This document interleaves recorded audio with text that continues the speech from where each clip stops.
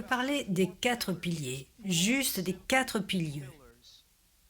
Vous pouvez les appeler les piliers de la vie chrétienne. Les 4 piliers pour marcher avec Dieu.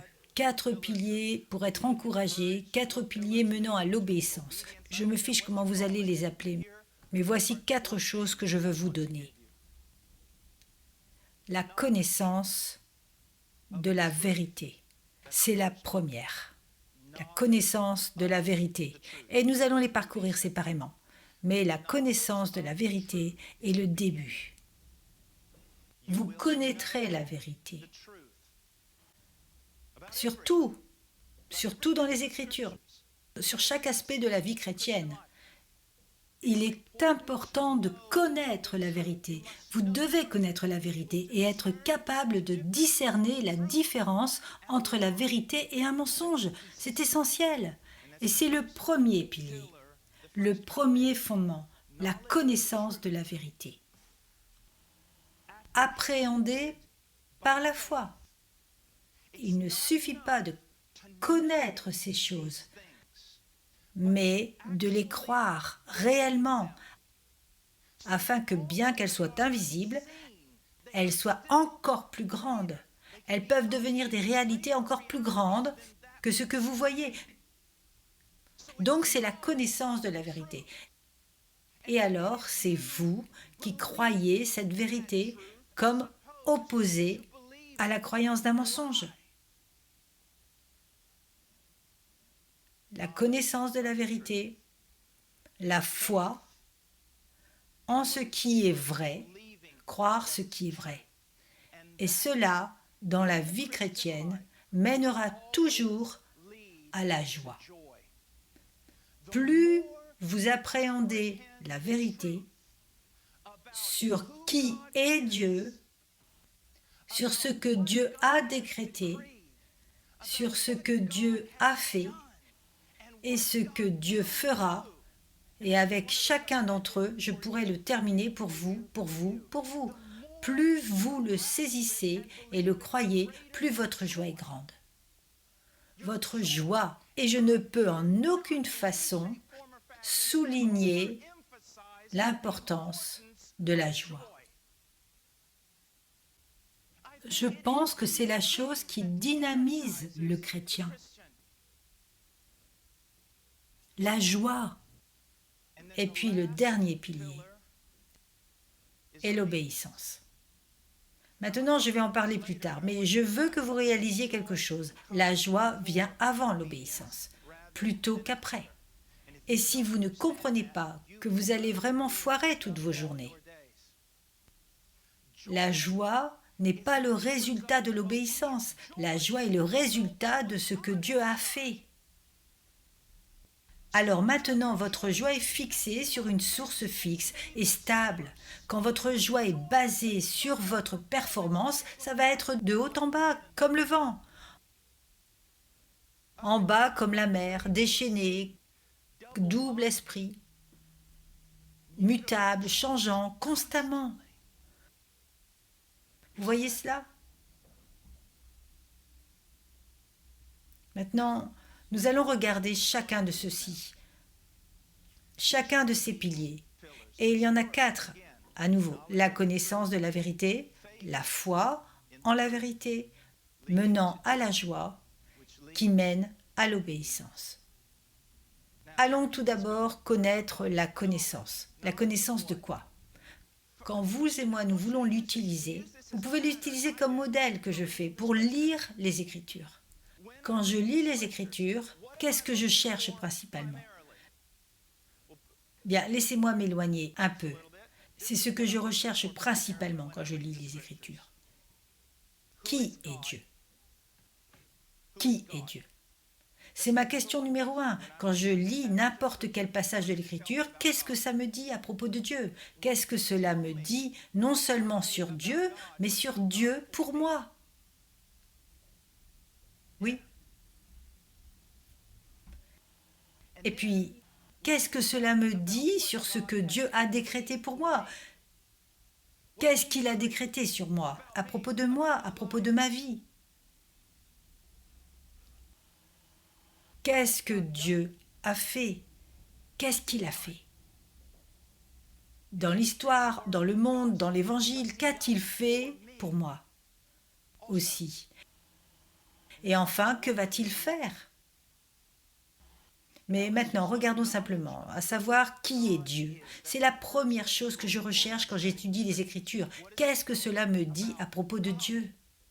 Parce que si les Écritures m'ont révélé ce merveilleux Dieu, merveilleux, cela a une façon d'augmenter ma joie quand je sais que cet être merveilleux contrôle ma vie.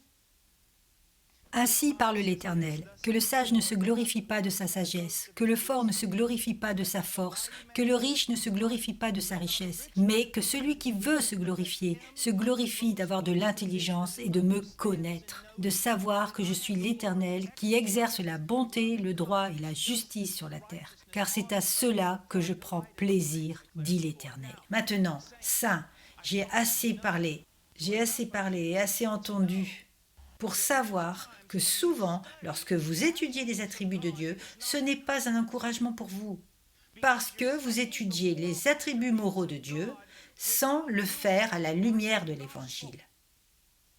Alors, quand vous entendez que Dieu est saint, saint, vous grincez des dents, parce que vous regardez dans le miroir et voyez votre propre vie et vous reconnaissez que je ne suis pas vraiment si saint. Et donc, au lieu que cela mène à des hymnes de louange, alors tu vois que la sainteté est quelque chose dont tu dois avoir peur.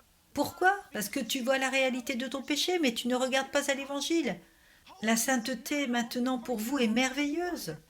Ce Dieu ne péchera jamais contre moi. Il ne sera jamais vulgaire, il ne sera jamais profane. Ce Dieu qui est pour moi est saint.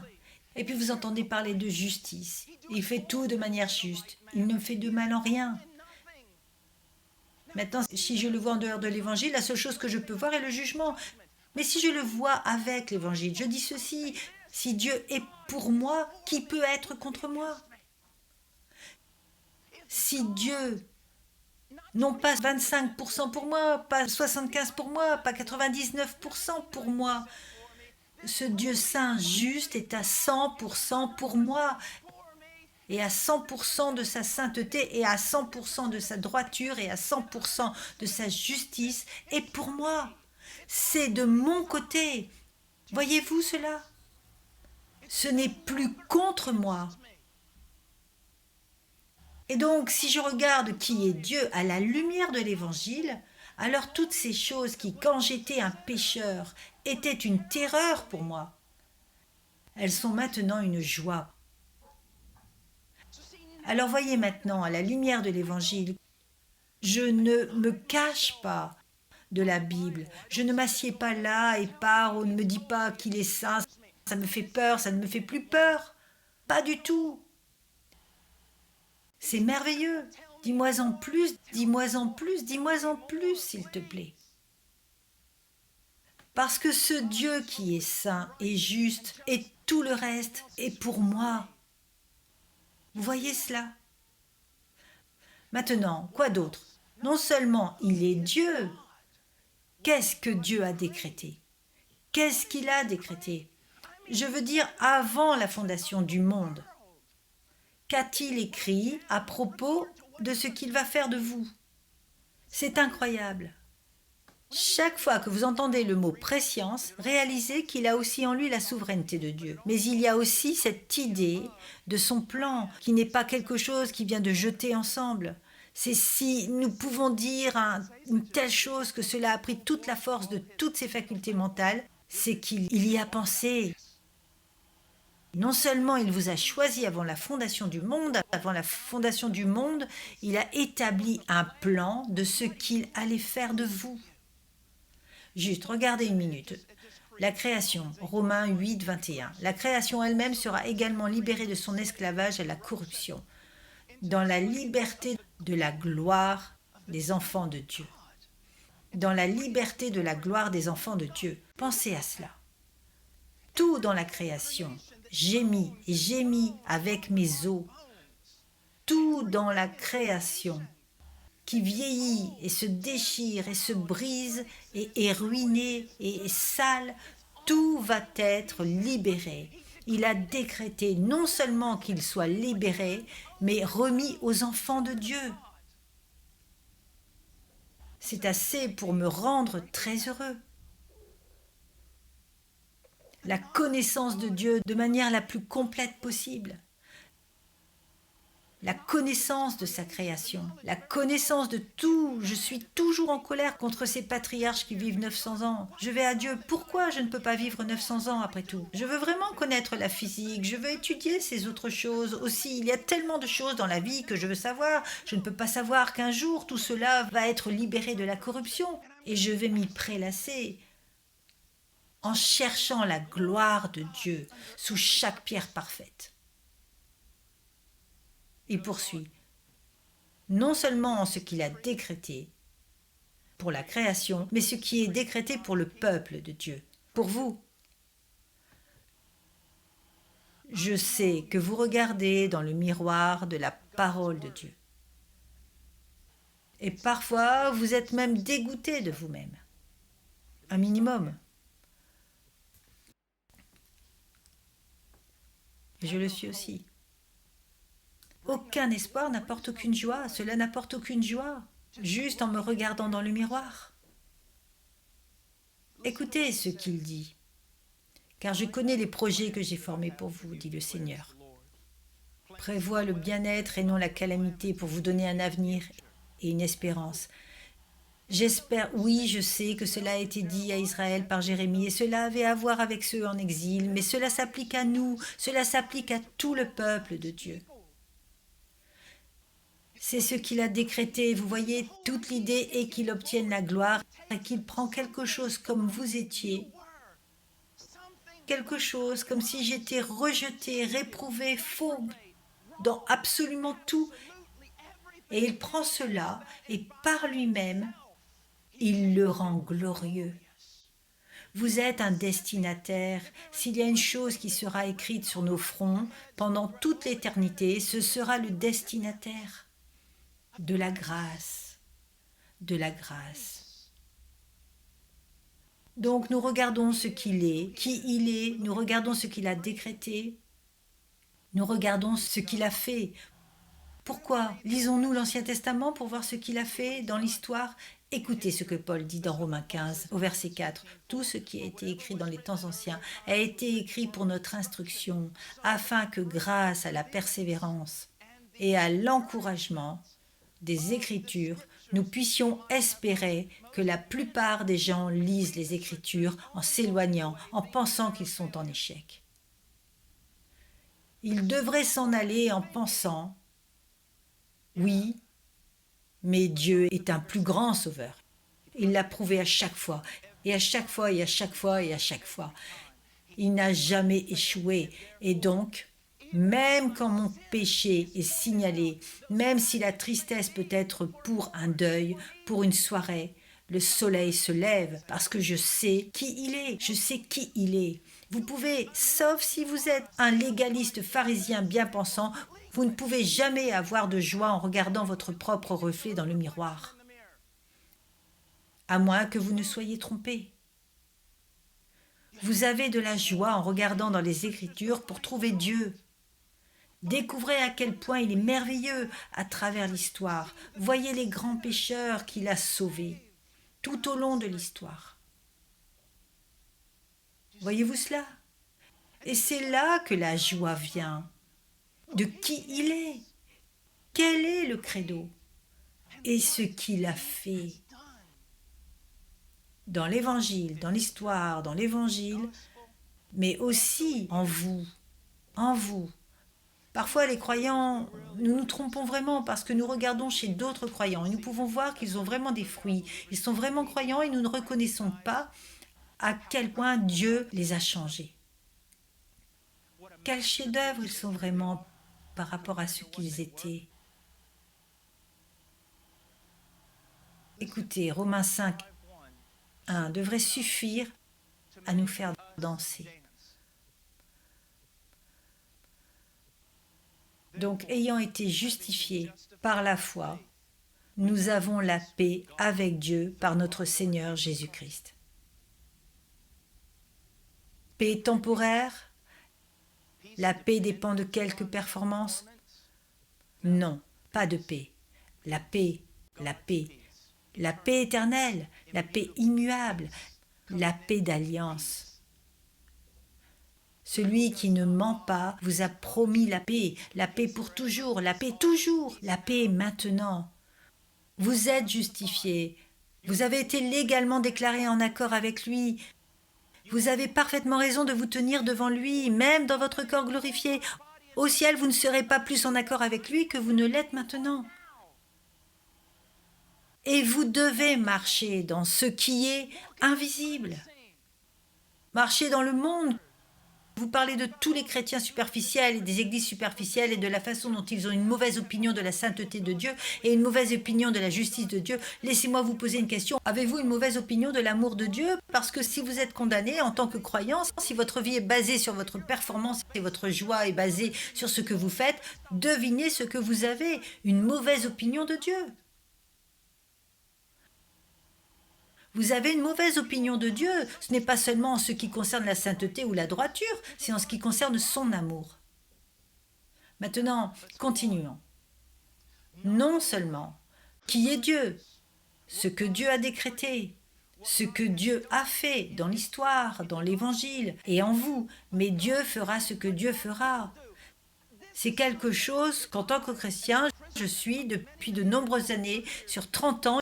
S'il y a une vérité que je dois me rappeler, c'est celle-ci. Plus que toute autre vérité. Vous savez que les gens diront que vous savez, c'est la seule vie que vous obtenez, vous ne pouvez pas la rejouer, c'est la seule vie que vous avez. C'est vrai.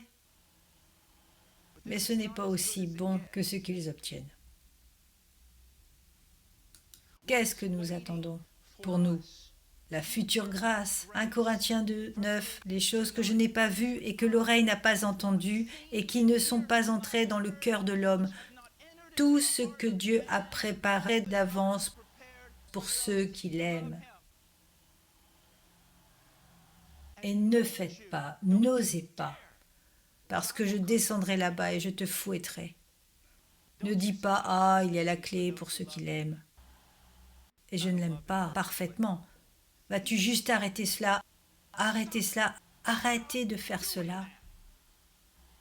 Il ne t'aime pas parce que ton amour est parfait. Ce que nous avons dans le chapitre 7 de Deutéronome, où fondamentalement il se déroule avant Israël. Israël, pourquoi je t'aime? D'accord, je vais te donner la réponse, Israël. Je t'aime parce que je t'aime. Et ce qu'il dit, ça vient de moi, c'était ma décision, je l'ai élu, je l'ai décidé, je t'ai mis mon amour là. C'est mon amour. Cela n'a pas commencé avec toi, ça a commencé avec moi. Cela a commencé avec moi, se termine avec moi. Je t'aime. Mais je ne le mérite pas. Taisez-vous.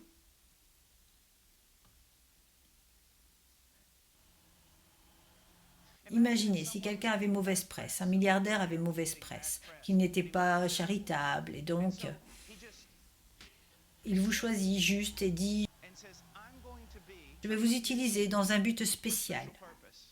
Je vais prodiguer toute ma richesse sur vous pour que chaque fois que quelqu'un vous regarde, il comprenne à quel point je suis bon et gentil. » Combien d'entre vous s'inscriraient pour recevoir cela?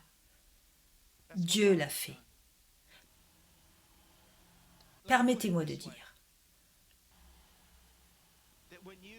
lorsque vous entrerez dans la gloire, ce sera une leçon de choses pour toute la création. Même la création que nous ne connaissons ni ne comprenons. Et ce qu'ils feront, regarde ce que tu étais, ce que tu es, ce que Dieu a fait, la grâce qu'il a déversée sur toi. Et ils adoreront Dieu d'une manière qu'ils n'auraient jamais pu l'adorer avant s'il n'avait pas fait cette bonne chose pour vous.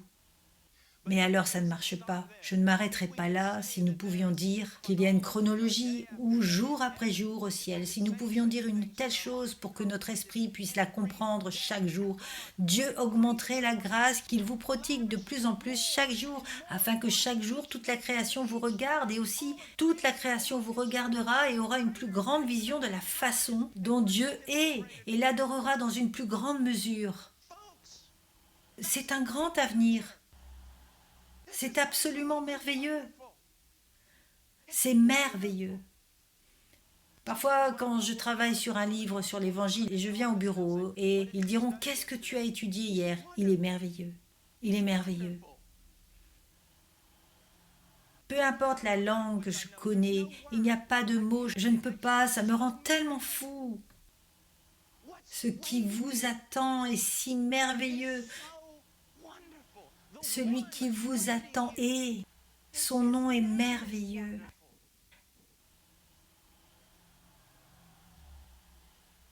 Maintenant, que devez-vous faire? Nous devons avoir la foi. Nous devons lire la parole et le croire. Croire ce que Dieu dit, pas ce que vous pensez. Je suis si fatiguée que votre fausse humilité vous gêne. Il ne s'agit pas de ce que vous pensez de vous, c'est ce que vous pensez de Dieu. Et arrêtez de croire les mensonges qui vous volent et tuent votre joie. Croyez ce que Dieu a dit de lui-même. Maintenant, qu'est-ce que la foi? La foi est l'assurance des choses espérées et la conviction des choses que l'on ne voit pas. Maintenant, comment est-ce ce genre de déclaration? C'est bien différent de sauter d'un toit parce que je pense que je suis Peter Pan. Comment pouvez-vous réellement avoir l'assurance de quelque chose que vous espérez? Vous l'espérez? Comment pouvez-vous avoir l'assurance que cela va vraiment arriver? Comment pouvez-vous avoir des convictions que quelque chose que vous n'avez jamais vu existe réellement? Comment? Parce que Dieu l'a dit. Parce que Dieu l'a dit dans sa parole. Et vous voyez, c'est pourquoi la foi est impossible en dehors de la parole de Dieu. Et c'est pourquoi la foi est renforcée par la parole de Dieu. Maintenant, voyez, je ne vous dis pas vous devez entrer dans la parole de Dieu, parce que vous allez entrer dans la parole de Dieu et en sortir malheureux parce que vous ne comprenez pas bien les choses. Vous devez entrer dans la parole de Dieu à la lumière de ce que Dieu a fait dans l'évangile pour vous, puis vous entrez là-dedans et c'est merveilleux. C'est merveilleux. Et vous commencez à chercher toutes ces choses et vous les croyez. Vous voulez commencer un combat? Traitez quelqu'un de menteur. Vous voulez honorer quelqu'un? Croyez-le. Croyez-le. Mais devenez fort dans la foi, donnant gloire à Dieu et étant pleinement assuré que ce que Dieu avait promis, il était également capable de l'accomplir. C'est croire en la fidélité de Dieu. Comment avez-vous la foi? Vous avez la foi parce que vous croyez que Dieu est fidèle et que Dieu est puissant, capable de faire tout ce qu'il a promis. Il n'a jamais échoué. Je ne sais pas si vous avez réalisé que jamais il n'échouera avec vous.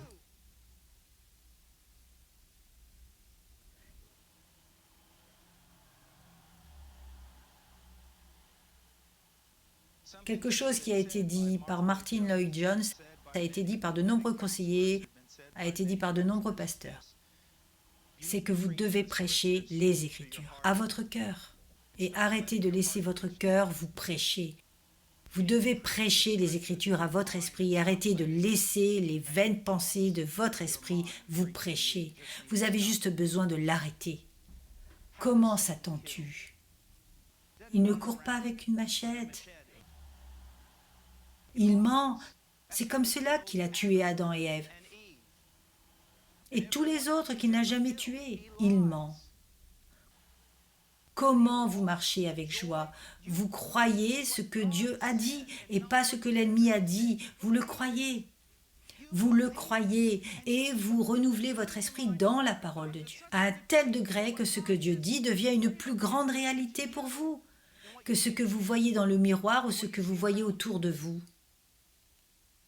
Prêchez les Écritures à votre cœur. Dites à votre cœur de se taire. C'est pourquoi si je vais à une église et le prédicateur dit « Aujourd'hui, je vais partager ce qu'il y a dans mon cœur », je sors et je me fiche de ce qu'il y a dans son cœur.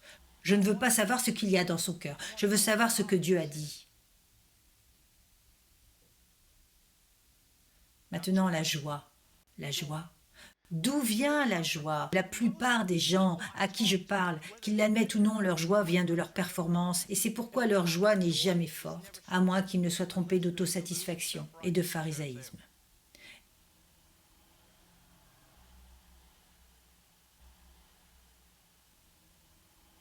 Écoutez, je n'enseigne pas l'antinomisme ici. J'ai été dévouée au Christ, j'ai souffert pour le Christ, j'ai risqué ma vie pour le Christ et j'ai beaucoup perdu pour le Christ. Avec ma propre vie et avec une conscience claire. Je peux dire cela. Je n'enseigne pas l'antinomisme ou l'obéissance n'est pas important. Je vous dis juste que la joie ne vient pas de l'obéissance. Après 30 ans dans les Écritures, j'ai compris que la joie ne vient pas de ma performance, mais de celle de Dieu. Et que la joie de la performance parfaite et impeccable de Dieu, cette joie est ce qui dynamise l'obéissance. Se prélasser dans qui est Dieu et ce qu'il a fait pour vous et à quel point c'est bon. Je veux dire, c'est bon. Cela produit l'obéissance. La joie, je ne sais même pas comment définir ce mot, sauf avec d'autres mots, l'assurance, la confiance, l'espoir, la joie du cœur. La joie du cœur. La joie du cœur. Mais plus fort que cette confiance, cette assurance, la paix. Maintenant, j'ai écrit ici, quand tout ce que Dieu est, tout ce que Dieu a fait et tout ce que Dieu fera est appréhendé par vous, est compris par vous, est cru par vous, cela produira une joie en vous qui sera indépendante de tout sauf de Dieu. Votre joie ne dépendra pas des circonstances, votre joie ne dépendra pas de la performance, votre joie dépendra d'un Dieu immuable qui fait toutes choses parfaitement. Vous voyez cela? Et c'est là que cela doit être, c'est là que cela doit venir. Tout cela doit venir de lui. Écoutez Néhémie 8:10. Ne sois pas attristé, car la joie du Seigneur est ta force. Qu'est-ce que cela veut dire? C'est la joie qui vient de Dieu. Elle vient de Dieu et je sais ce que fait votre cerveau. Oui, ça vient de Dieu si vous êtes obéissant. Non, cela vient de qui est Dieu. Qui Dieu est. Ce que Dieu a décrété. Ce qu'il a fait, ce qu'il va faire. Vous saisissez cela. Et cela mène à la joie. Maintenant, une autre chose qui est écrite ici, si notre joie est le résultat de la foi. En qui est Dieu et précède l'obéissance, alors notre joie ne sera pas basée sur notre performance, mais sur celle de Dieu. Vous voyez la différence? La plupart des gens dans leur catégorie, leur joie vient après leur performance et est basée sur elle. Maintenant, nous savons tous que le péché apportera de la tristesse. Je ne dis pas que ce ne sera pas le cas et que l'obéissance apportera de la joie. Je ne dis pas que ce n'est pas le cas. Mais ce que vous devez comprendre, c'est l'ensemble de qui vous êtes et le grand fondement de votre joie doit être sa performance et non la vôtre. Qui il est et non qui vous êtes. Maintenant, je vais conclure en disant ceci. Nous allons parler un instant d'obéissance. La joie dynamise l'obéissance. Cela nous renforce pour que nous soyons obéissants. Cela nous encourage. Je vais vous apprendre comment cela vient de la connaissance des promesses de Dieu, mais laissez-moi m'arrêter ici.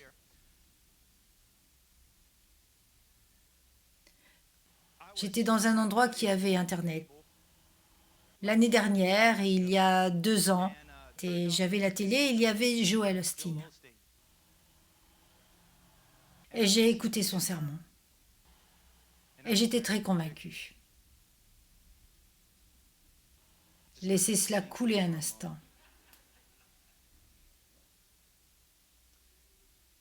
Je crois que les choses qu'il disait étaient hors contexte et fausses. Quand il parlait de toutes les grandes choses que Dieu avait en réserve pour les gens, ils étaient plus matériels, vous savez, des maisons, et le succès, et les emplois, et tout cela, où j'ai été grandement réprimandée, était-ce qu'il encourageait grandement, de tout son cœur, il encourageait les gens dans les choses de Dieu, tout ce que Dieu avait pour eux. Mais il avait tort sur ce qui était important, totalement faux. Mais je me suis demandé à quel point j'étais encouragée. Comment c'est une telle bénédiction pour moi quand quelqu'un vient vers moi et m'encourage? Je veux dire, dis mec, toi tu vas bien mec, c'était super. Est-ce que vous progressez? Comment ça me fait juste sauter? Et j'ai découvert que cela encourage tout le monde, encourage les gens en soulignant. Êtes-vous prêts pour cela? Le bien en eux. Oui, c'est biblique. Dieu veut le bien pour les gens. Paul était convaincu de la bonté de Dieu. Dieu a fait quelque chose de merveilleux en vous. Je peux voir de bonnes choses en vous. Regardez l'église de Corinthe. Ils ont du mal à comprendre la résurrection. Certains d'entre eux nient la résurrection physique. Toutes sortes d'autres choses qui se passent, mais comment Paul commence-t-il cette lettre dans les 1 Corinthiens? Il parle de tout le bien qu'il a vu en eux. Tout ce que le Seigneur lui avait fait, je ne pense tout simplement pas dans l'ensemble comme en tant que peuple de Dieu. Au moins pour moi, je ne fais pas assez cela. Waouh, sœur, frère, c'était incroyable. Je suis si fière de la grâce de Dieu en vous, si heureux. Continuez, continuez à aller vers nos enfants. Beaucoup de fois, le seul moment où les parents parlent à leurs enfants, c'est pour leur dire ce qu'ils ont fait de mal, pour les encourager. Vous faites des progrès. Vous continuez bien. Vous voyez, écoutez Hébreux 12, au verset 2, à propos de la joie énergisante. Ayant les regards sur Jésus, le chef et le consommateur de la foi, qui en vue de la joie qui lui était réservée, a souffert la croix. Cela l'a motivé, cela l'a ému. La joie qui viendrait après l'obscurité de ce matin. La joie qui viendrait, cela revigore, cela dynamise. Derek Kidder a écrit ceci sur la base de ses commentaires dans l'Ancien Testament. Il écrit qu'une telle joie, quand Néhémie dit que la joie du Seigneur est notre force, il dit qu'une telle joie est revigorante. Regardez ces choses et les voir à la lumière de qui Dieu est, de ce que Dieu a décrété, de ce que Dieu a fait, de ce que Dieu fera pour vous. David savait bien l'effet que cela produirait et tout le monde peut adopter sa résolution en toute sécurité. Et écoutez ce qu'il dit dans les psaumes 119 au verset 32. « Je cours dans la voie de tes commandements quand tu élargis mon cœur. » Ton cœur a-t-il déjà été élargi de joie? Maintenant, enfin, l'obéissance. Et c'est très rapide. L'obéissance est fondée sur la foi. Vous devez comprendre cela. Mais quelque chose est prévu pour moi.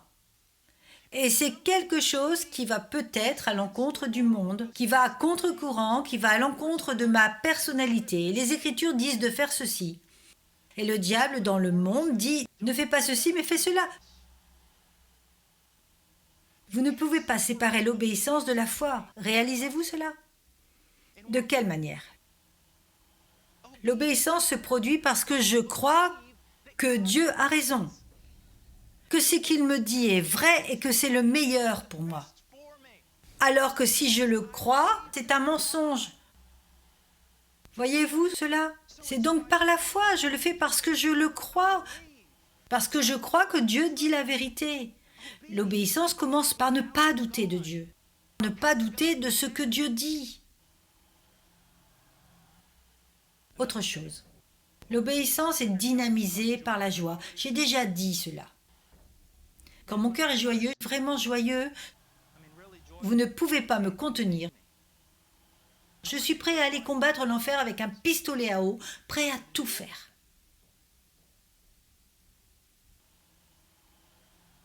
L'obéissance n'est pas un fardeau, mais le chemin de la sécurité et de la paix et de la joie. Conclusion.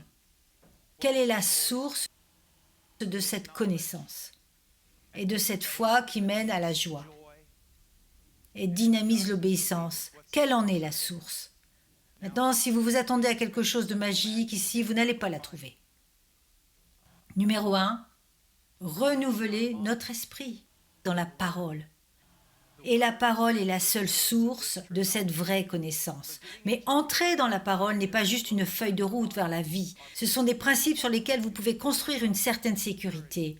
Entrez dans la parole avec l'effort principal de savoir qui est Dieu, savoir ce que Dieu a décrété, savoir ce que Dieu a fait et ce qu'il fera de vous. Aussi, cultiver notre relation avec Dieu et s'appuyer sur la force, puiser sa force par la prière. Toute l'étude biblique dans la parole sans prière ne sera pas si utile. Désolé. Je sais que votre chair déteste prier autant que la mienne parfois, mais sachez ceci est la vraie communion avec le peuple de Dieu. Dans Romains chapitre 12 versets 1 et 2, il nous dit de renouveler notre esprit. Tant de gens vont automatiquement au puits qui parle de l'écriture. Bien, l'écriture n'y est pas mentionnée. Je crois que renouveler votre esprit se fait principalement à travers les écritures. Mais c'est renouveler votre esprit à travers la prière, c'est renouveler votre esprit par la conversation, communion pieuse, le vrai culte et la musique et tout ce qui nous entoure. Pourquoi nous devrions faire très attention à notre environnement, notre atmosphère? Mais s'il vous plaît, je vous en supplie, regardez, ne vivez pas cette vie, ne continuez pas. Si je pouvais vous donner quelque chose, si je pouvais prier une chose pour vous, je veux dire par-dessus tout, si vous êtes vraiment un enfant de Dieu, si je pouvais vous donner un cadeau, ce serait que vous comprendriez quelque chose de son amour pour vous. Ce serait cela. Vraiment.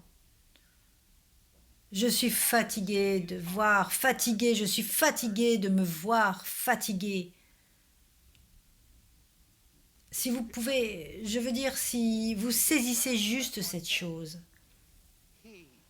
qu'il m'aime immuablement. Chaque regard que vous prenez pour vous-même dans le miroir regarde 10 fois Dieu et son amour. Dieu vous aime vraiment, vraiment, vraiment, immuablement, si parfaitement. Tout est fondé sur lui, sa personne, ses décrets, son travail à travers le Christ en votre nom. Tout cela, c'est fait. C'est fait. Vous devez entrer dans cela. Vous devez vous garder dans l'amour de Dieu. Vous devez continuer à le croire, marcher dedans, vous battre pour le croire si nécessaire. Croyez-le, vous êtes aimés. Prions Dieu. Père, s'il te plaît, s'il te plaît, s'il te plaît.